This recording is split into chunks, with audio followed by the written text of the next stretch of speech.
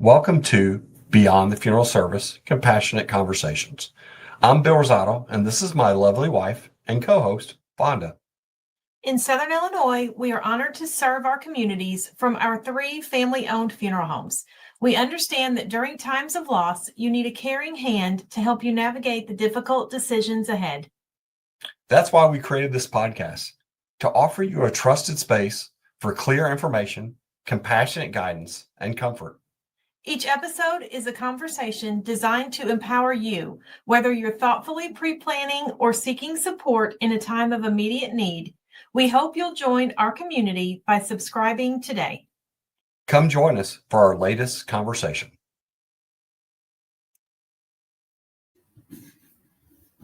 Good morning, good afternoon, good evening, depending on what time of day that you're joining us on the podcast. If this is the first time you've been to the podcast, welcome. We're glad you're here. If you're a repeat offender, we appreciate you coming back and learning more.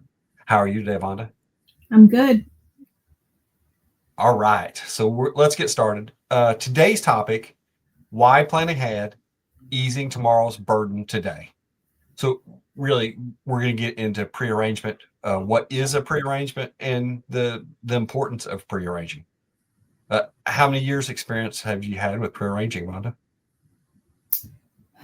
So I have been a licensed prearrangement. I've had my insurance license for 30 years, about 30 years. And actually at the funeral homes, I'm proud to say we have 5 licensed insurance specialists. So we have five on staff that are able to write prearrangements. That's a lot for just 3 funeral homes, 5. Yes.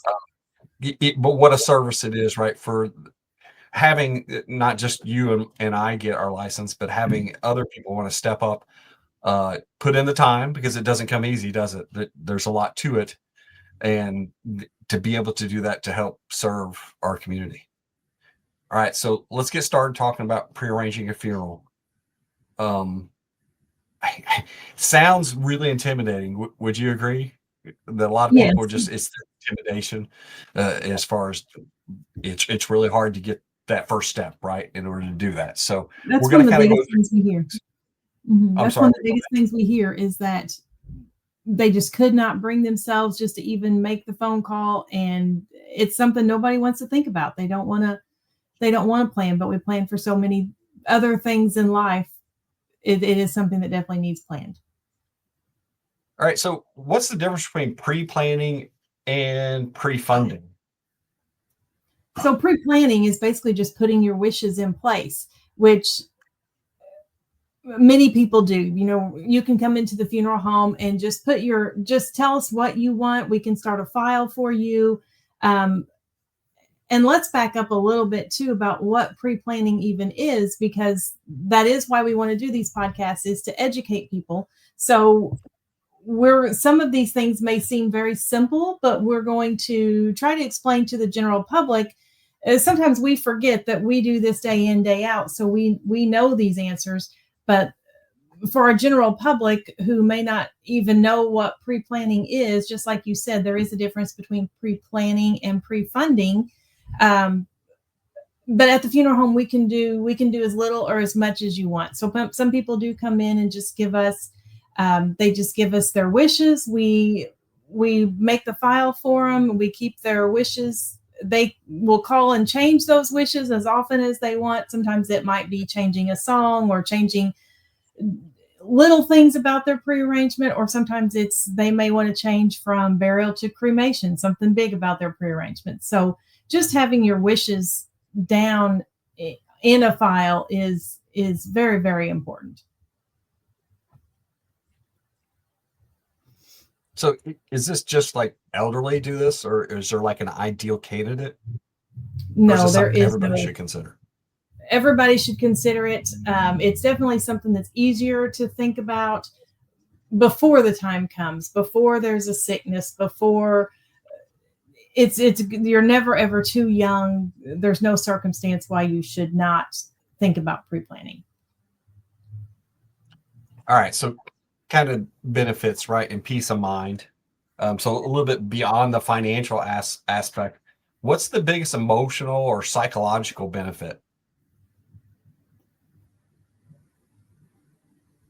So when the biggest thing we notice, people are just nervous coming into the funeral home in general, and when they take that first step and make the call and say they want to talk about plans, once they come in and we see the relief. I mean, we experience that every single time. We see the relief from the families, and they say, oh my gosh, you made that so much easier. If we would have only known, we would have done it much sooner. They're just relieved. You can just see the relief when they leave. They're so much more at peace. And we've always seen that with every prearrangement. So, how does a prearrangement help a family during the time of loss? We also see that big relief from each family. When people come in and they don't have a prearrangement at the time of need, someone comes in and has to make arrangements for someone that's passed away.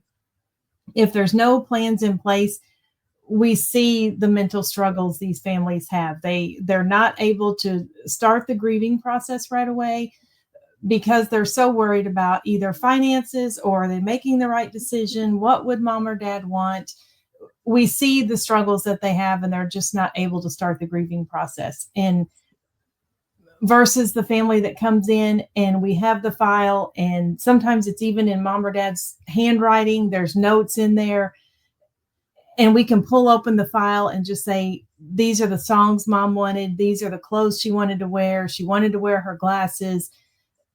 And it's just such a relief that the family doesn't have to make these decisions. There's no quarreling, there's no squabbling over what different siblings want. It's just they're really able to start the grieving process, which is very important.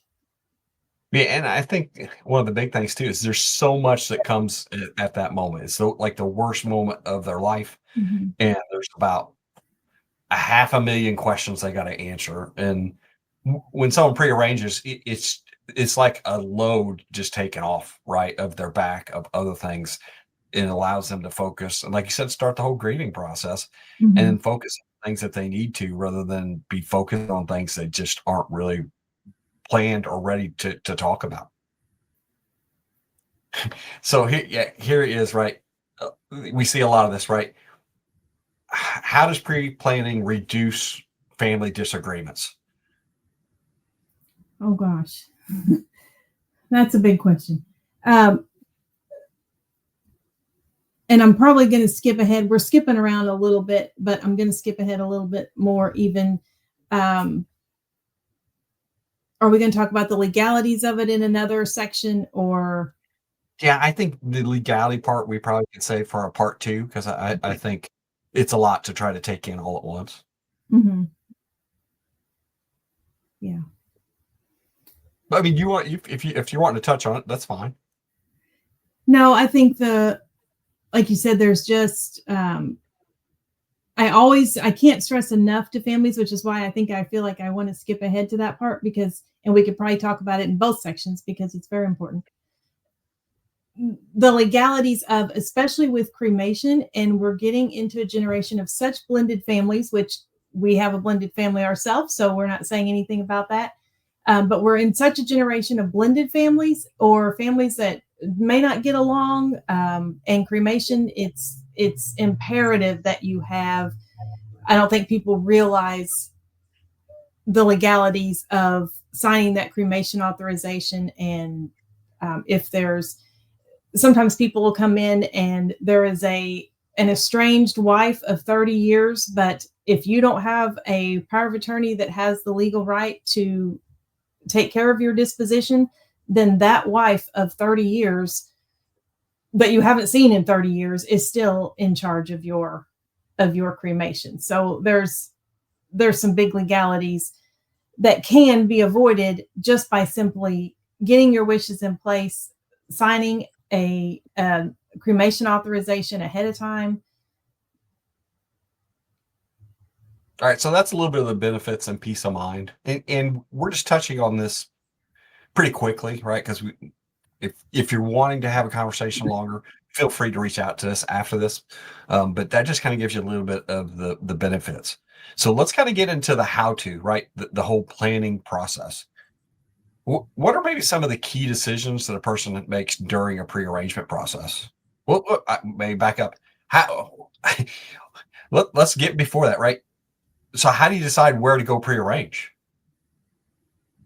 Well, honestly, people need to call around. If you don't know which funeral home you want to use, we highly encourage you to call around, ask questions, ask to stop in and make an appointment. We encourage you to go to every funeral home that you're thinking about, and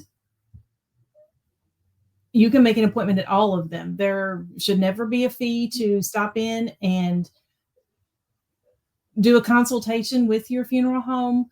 Um, And like we've said, you can do as little or as much as you want. We encourage you to get price quotes from every funeral home. Um, you can definitely compare, and we encourage you to educate yourself. All right. So now I've kind of backed up to get that in there. So that's the first step, right? That someone has to make. So, but what are the key decisions that they make during a pre-arrangement? Yes. So once you go into a funeral home, and we're first going to ask you, have you considered if you want burial or cremation, or what type of services you're wanting, if any? So those are going to be some of your first decisions. And when people come in, some of them know right away what they want, and some don't. So some we have to give information on everything, whether it's anything from simple cremation to maybe they want full services followed by cremation, or somewhat full burial. So we can talk about all the options, and then sometimes people will take all those ideas home, and then come back later after they've had a chance to think about it for a little while, or maybe they want to talk to their children or their significant other about it. But a lot of times we will send information home, and then the people will think about it and come back. So that's going to be your first decision, is what type of services you are wanting. So you've made those decisions. So what kind of paperwork or documentation is involved? Again, we can do as much or as little as someone wants. So the first thing we would do is just start a file, and we will gather biographical information: name, address, place of birth, social security number, parents' names, um, things like that are going to be needed for the death certificate. And then they'll carry over into the obituary information, where, if again, as much as someone wants to do, sometimes they want to give us all the survivors information, as far as their kids' names and siblings' names and things like that. And sometimes they would rather just go home and write those things down themselves. We also have a pre-planning packet we can send home with people, that they can fill that out in the privacy of their own home if they want to. But those are questions that are hard for some family members to come up with at the time. So, some of that information can go way back, as far as parents' names, because we need mother's maiden name. And so some of those things can be hard for family members to come up with. So are there like any type of documentation that's I need to bring in? Like if it's my dad and he's a veteran, is there any type of documentation like that need to be brought in at a pre-arrangement? Yes, it's not required to bring it in, but anything like that someone has, like you said, if dad is a veteran, or mom, bring in their honorable discharge, their DD 214, and we can make a photocopy of that, keep it in the file, so that when the time does come, we have that. And then that keeps the family from having to search through lock boxes and files and not knowing where it might be. But anything like that we can keep. So if there's maybe the family has insurance, we can write down the insurance policy information. Go ahead and keep that in the file. Anything we have in the file here in the funeral home is going to help the family members, because they're not going to have to try to locate that in the house where they may not know where it is. Some people are very, very organized, and they tell their children exactly where the file is and where to find things, but not everyone is that fortunate. Well, yeah, and so I'm lucky because Vonda is very organized, and she'll tell you on the flip side, I'm very unorganized. So you're exactly right. If the children are counting on me, then they're in trouble. But if they're counting on Vonda, then they're good to go. They're in great hands. I can tell you all where the file is. All right. So someone prearranges their funeral, right? What are the next steps for the family? Is there still things they got to decide or handle when the time comes? Say that again. If someone has, So someone's prearranged. The family, right? When that time comes, is there still things they need to decide or things that they have to handle on their end? just depending on how much has been done in the prearrangement, it could be maybe they didn't select songs or they didn't select a verse for the folders or something like that. Then we would talk about those things. But if we have thoroughly done the prearrangement, really all that is the family needs to do is come in and set the day and the time of the service. We'll go over everything in the file, make sure there's not been any changes. We'll make sure there's not been any additions or anything to the obituary, and we'll just go over everything and finalize everything and make sure it's all how they want. So this has been some great information, right, to get you started or get a loved one started. There's a lot more still to cover. So, if we're going to talk about legal concerns and the financial aspects, and there's also some other common concerns and misconceptions. So that's something we're going to cover in a part 2, right? So this is part 1. But if a listener wanted to start today, what would be the very first step they should take? All they have to do is call us. Just call us at the funeral home. We'll sit down and go over any questions just like this. It's a very casual meeting. There's nothing to be worried about. There's no financial obligation. So just call us. Some people send us a message on Facebook or an email. We'd be happy to mail you a packet if you'd rather look at things in the privacy of your own home. But all you have to do is call us. Yep. Great advice, right? The first step is to actually make the phone call, right? That's the hardest step, I think, people, because it can be overwhelming. So we appreciate you being on today and listening and joining the podcast. Like I said, we're going to have a part 2, so we're going to get a little bit deeper into prearrangements. We just feel there's enough to take in here, right, in this first part. So we thank you for joining us and look forward to you join us for part 2.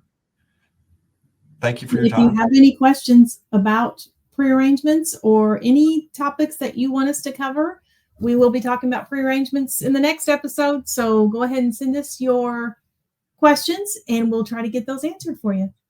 Yep.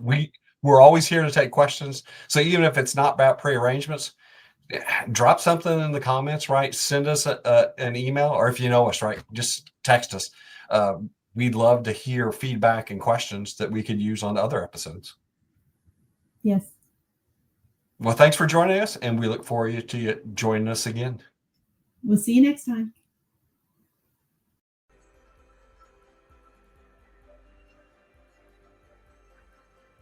Thank you for joining us on Beyond the Funeral Service, Compassionate Conversations.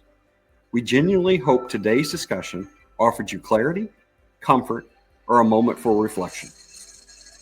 At Vonda Rosado and Johnson Hughes Funeral Homes, we're truly honored to serve our communities with transparent pricing and heartfelt care.